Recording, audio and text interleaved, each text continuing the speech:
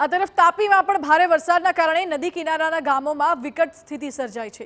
ઘરોમાં પાણી ભરાતા લોકોને સુરક્ષિત સ્થળે ખસેડવામાં આવી રહ્યા છે। એસડીઆરએફની ટીમ વાલોડમાં બચાવ કામગીરી કરી રહી છે।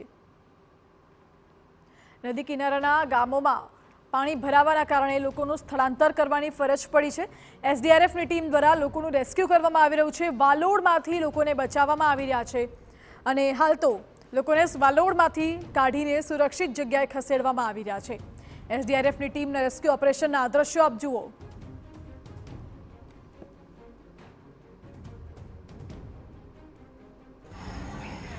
ગત મોડી રાત્રે તાપી જિલ્લામાં પડેલ વરસાદ કેટલાક વિસ્તારો માટે આફતનો વરસાદ સાબિત થઈ રહ્યો છે।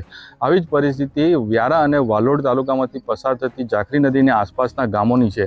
હાલ આપણે વાલોડ તાલુકાના અંબાજ ગામે છે, આપ દ્રશ્યમાં જોઈ રહ્યા છો।